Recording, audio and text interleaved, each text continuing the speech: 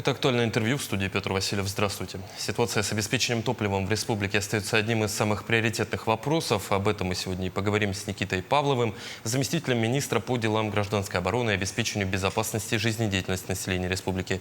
Никита Александрович, здравствуйте. Добрый день. Давайте о ситуации с топливом на текущий момент поговорим в нашей республике. Как складывается обстановка? Да, действительно, топливо обеспечение в республике остается напряженной. Хочу напомнить о том, что с конца мая, с начала июня во всех субъектах, практически во всех субъектах Российской Федерации наблюдались перебои поставки нефтепродуктов. Действительно, ограниченном количестве реализовывалось для биржи, что сказалось и на поставках в Республику Саха-Якутия. Но хочу напомнить о том, что Республика Саха-Якутия, да, вот с суровыми климатическими условиями, у нас завоз таких видов топлива завозится практически в летний период и один раз в год. Это через Усть-Кут, через Северный морской путь, и часть через железные дороги, через Нижний Бестях, подходные пути, 3 пути. Имелись достаточные запасы, вы могли ощутить с другими субъектами то, что у нас этот кризис очень поздно пришел.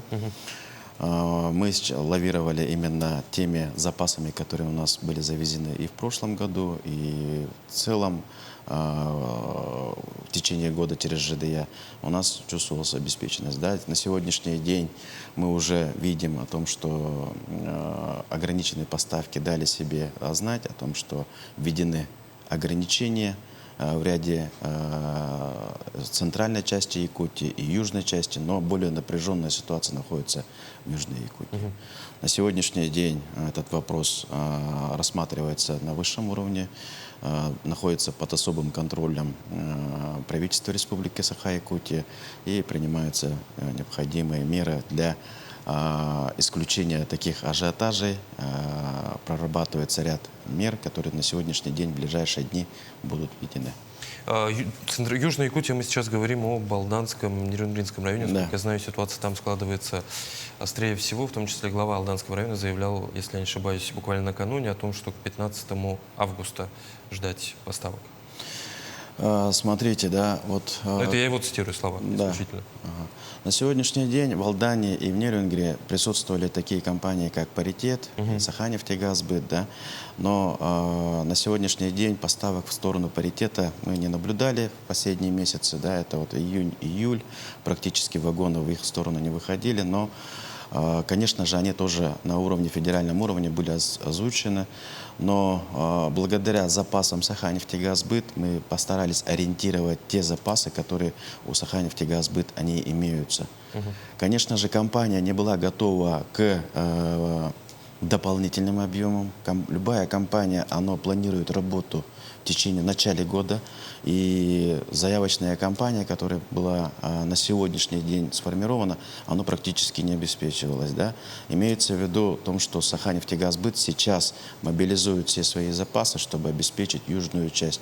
С учетом остатков тех запасов, которые на сегодняшний день имеются, да, введены такие жесткие ограничения в части Южной Якутии. Но по поручению главы Республики Саха-Якутия в адрес правительства Республики Саха-Якутия сейчас принимаются дополнительные меры для увеличения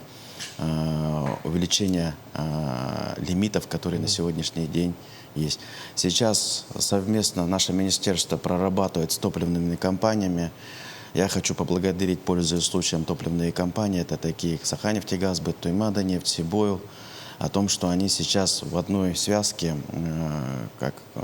друг другу очень оказывают содействие. Один из моментов – это то, что у каждой компании на сегодняшний день выходят вагоны из разных точек Российской Федерации, где у нас находится СНПЗ. Сейчас принимаются меры перехвата друг друга топлива.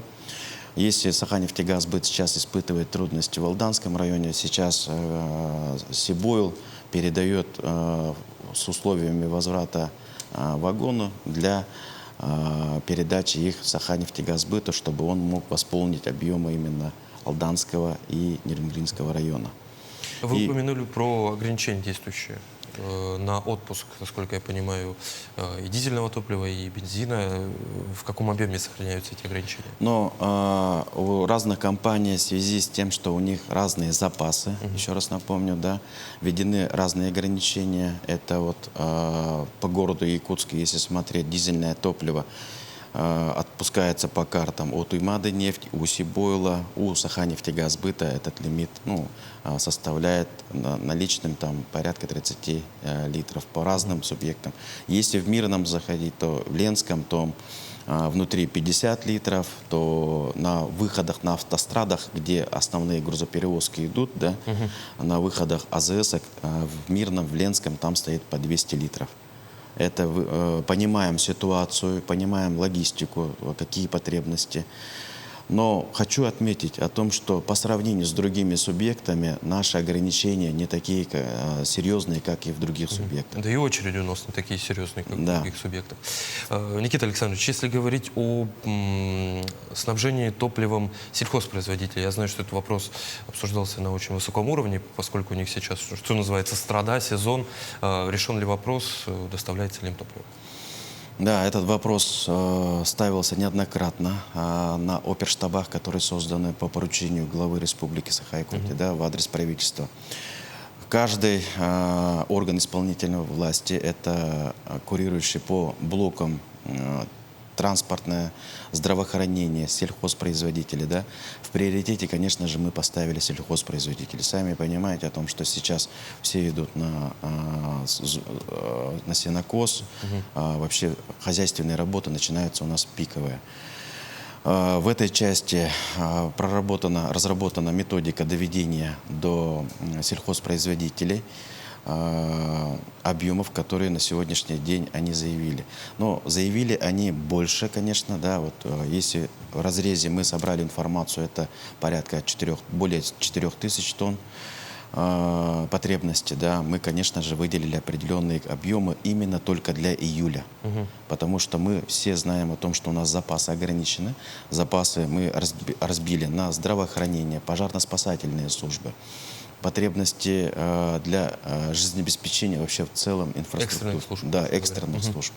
Это очень важно, потому что мы сейчас, имея запасы, мы не должны распыляться этими запасами и правильно их распределить. Что и делается компаниями. Производятся ежедневные расчеты для каждого потребителя, для каждого госконтракта. Еще раз напомню о том, что здравоохранение, пожарно-спасательные службы, силовые структуры и обеспечивающие жизнеобеспечение вообще в целом в муниципальном районе, на Слеге – это приоритеты. Это для нас приоритеты, и для таких структур имеются все контракты, которые они обеспечены, и имеются для них определенные запасы. И мы отталкиваемся от их запасов. Далее идет приоритетно сельхозпроизводители, транспортный блок. Точечно работаем с каждыми структурами. Есть такие проблемные вопросы по паромным переправам, по логистике доставки тех же, например, с Кызылсыра, пропана, бутана, где перевозчики участвуют. Организовываются встречи с топливными компаниями, с органами исполнительной власти, которые курируют данные вопросы. Ведется ежедневная работа, практически в ручном режиме данная работа ведется. Никита Александрович, я понимаю, что здесь вопрос, о котором я хочу еще поговорить, это вопрос, что называется, межведомственный, такой совместной работы с силовиками, с перекупщиками как-то ведется работа у нас. Потому что я знаю, что в соседней Иркутской области, как только началась вся эта история с топливом, почти сразу же, по-моему, человек 15 задержали. И у нас тоже, насколько я знаю, есть прецеденты перекупов. Соответствующая работа тоже проведена и с муниципальными образованиями, и с органами исполнительной власти. В этой части жестко контролируются все такие инциденты о том, что если мы наблюдаем таких перекупов, мы сразу же сообщаем правоохранительные органы. Но на сегодняшний день пока сигналов в нашем регионе и таких не наблюдалось. Но в этой части УФАС работает и с топливными компаниями, ежедневно ведет разговоры, проверки все-таки идут у каждой компании. Приглашаются, обсуждаются все моменты, которые на сегодняшний день происходят ежедневно в нашем субъекте. Ситуацию, напомню, о том, что меняется каждый день, потому что приоритетная задача – это работа с федеральными органами исполнительной власти, где они вертикально интегрированными компаниями, которые обеспечивают это, такие как «Газпромнефть» и «Роснефть», мы должны добиться выходов вагонов в нашу сторону.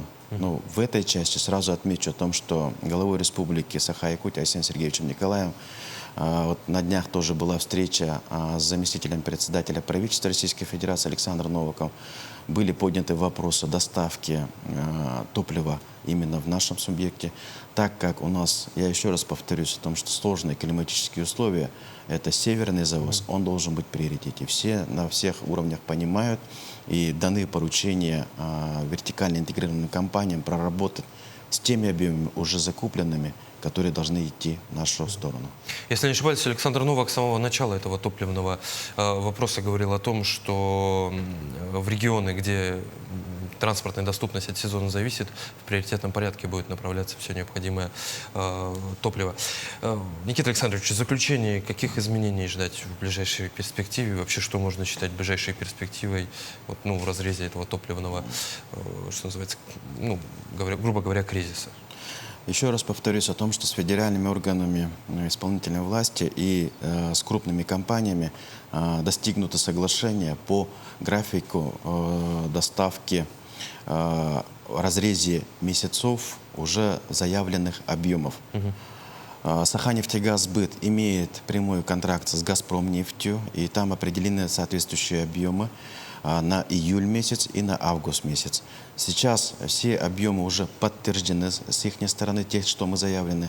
Проведена очень кропотливая работа по сбору этих вагонов, откуда будут выходить. Есть понимание и ждем от них на сегодняшний день подтверждения по июльским объемам.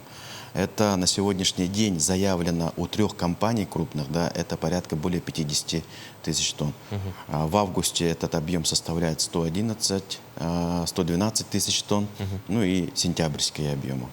Есть понимание, будет, конечно же, вы сами уже сказали о том, что и в других субъектах у нас уже более-менее стабилизация идет, и эта стабилизация придет и в нашу республику. Необходимо в этой части быть все вместе, все друг друга понимать, не впадать в ажиотаж, панику. Это самое главное, чтобы у нас люди узнавали всю информацию от официальных каналов, которые идет от администрации главы и правительства Республики Саха-Якутия. Ну что ж, время покажет, Никита Александрович. Я уверен, что ситуация стабилизируется. Спасибо, что вы пришли к нам в студию и ответили на наши вопросы. Пожалуйста. Вы смотрели актуальное интервью. До встречи.